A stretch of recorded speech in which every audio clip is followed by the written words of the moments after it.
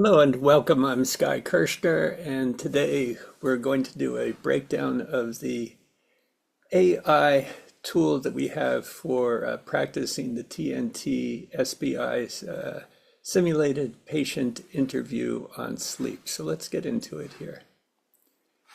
So when you started off, you'll see you have a chance to enter your name, the language, and the number for the type of client you'd like to practice with.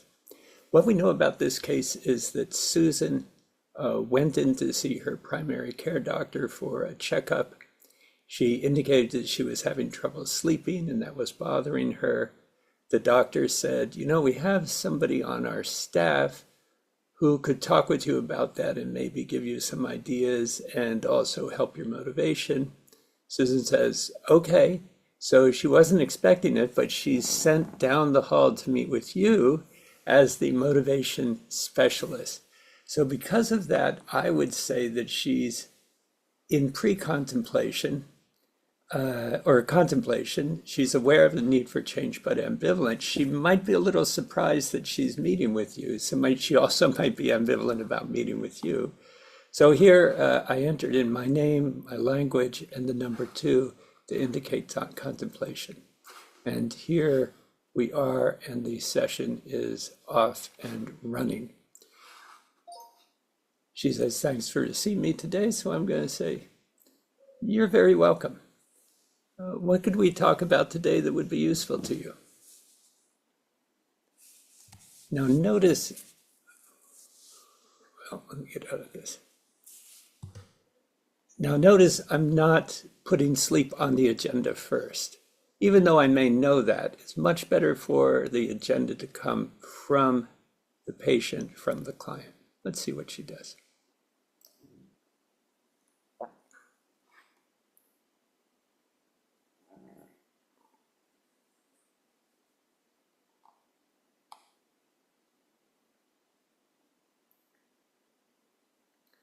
She says, my main concern is I can't get enough sleep. That's great. Feels like no matter what I do, I'm still awake and tired, dragging through the day. It's frustrating. Now, because we have 20 minutes for this interview, I'm going to give her empathy for the sustain just to start connecting with her. We've got plenty of time to get that back when we go to the change talk side of things. You've tried a lot of things and to help with your sleep, but nothing seems to work. You're dragging through the day and it's frustrating. It's a little early in the morning for me. That was not the best, but it was a fairly simple kind of a mini summary statement just to create safety. She says, exactly, I've tried different things, herbal teas, reading before bed. So she knows some things. Nothing seems to help. I still find myself tossing and turning for hours. It's really affecting my energy level during the day. I feel like I should be able to fix this, but I just can't seem to find the right solution. So she's pretty motivated. She's tried some things. I'm going to give her an affirmation. It sounds like this is really important to you. Now let me take out the it sounds like. Yeah. Let's take that out there. This is really important to you. And you've tried a number of things. Sounds like you're really persistent. All right, so I'm affirming her quality of persistence, and she takes it. Yeah, I guess I am persistent. This is a typical way that clients will take in an affirmation. It's like, I didn't really think that about it. I guess I sort of am. I just want to feel rested and energized like I used to. Seems like everyone else can sleep well, but I'm stuck in this cycle. Sometimes you even wonder if it's something I'm doing or if it's just how things are for me. It's a little disheartening. I'm going to affirm this wonder because we're going to come back to that.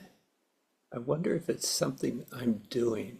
She might be giving us a little whisper there. That might be a whisper from the change talk cloud telling us that there is something she's doing. Let's see. What am I going to do here? I'm going to hit the persistent and the energized.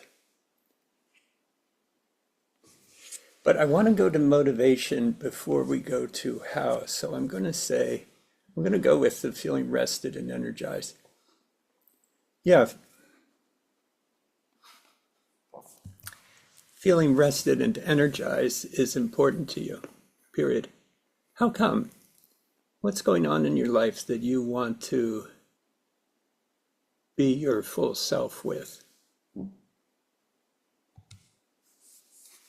Again, it's kind of early in the morning. It's up to my responsibility, full-time job, family to take care of. When I feel exhausted, I feel like I'm not really present. She wants to be present. She's dragging her feet.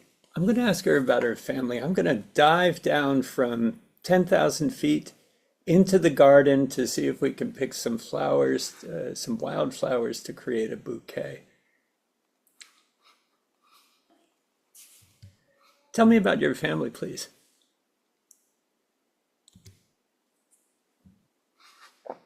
Now, why did I do that? I want to, she's got kids, 12-year-old and 9-year-old keep me busy. So this is a way of building motivation by getting into the details. She feels guilty for not being there. I want to be an engaged mom and partner. Right? She wants to be present, but I'm so tired, I end up missing up on family time. Feels like there's so much to juggle.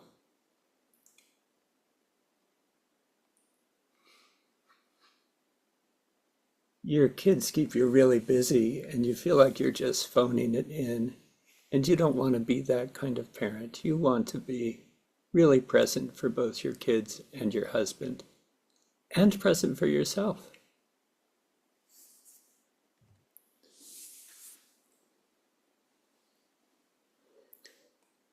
Absolutely. I want to be there. Okay, so now maybe you can see how getting more details, we're getting a lot more data that connects with her heart. So if we stay at 10,000 feet, we're not going to connect with her heart, but we're connecting with her heart by getting the details.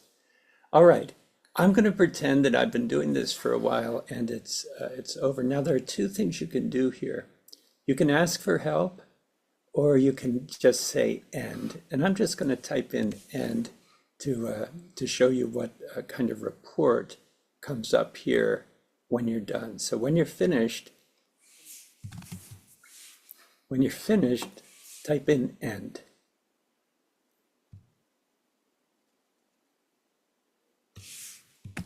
End. All right. And here we have a little mighty score. Now, this is usually a very friendly mighty score, but it gives you a sense of how you did. Empathy was displayed, effective use of open-ended questions, strong reflective listening. I usually do well. On the mighty, it's 1 to 5, 5 being the highest. Empathy is one of my I wasn't born with the superpower. It was a learned superpower, but I do usually do well there. The user could work on encouraging more change talk. Okay, so it notices that I didn't do much getting the change talk, and that's exactly right. I knew I wasn't doing that because I was building building safety in the engaging stage. In a 20-minute interview, you've got plenty of time to do change talk later. So it noticed that I wasn't doing much in the change talk side. And there were moments when I could have learned back from suggesting solutions that allow Susan to express her thought.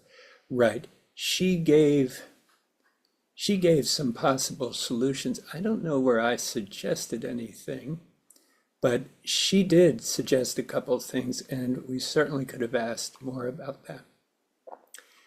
This is to say you might not like where the MI goes, and if you disagree with it, that's perfectly fine. Just let it go and keep the rest. Okay, so empathic statements. 6, empathic reflections. Sometimes it notices complex versus simple, but that's okay. 4, open-ended questions, 2, affirmations, and 1, change talk elicited. All right, have a ripper day. All right, so I hope that helps you to get a sense of what's going on here with this practice and how to use it. As you could tell, I don't like typing because I'm a slow typer, so I use a dictation service to make the conversation more fluid. And also, if I wasn't talking to you in between, the conversation goes much faster if you use a dictation service unless you're a super fast typer. But it's you're exercising a different part of your brain when you're communicating verbally, which is what you will probably be doing with your client. Well, I hope that helps. Have a great day and a wonderful rest of the week. Bye-bye for now.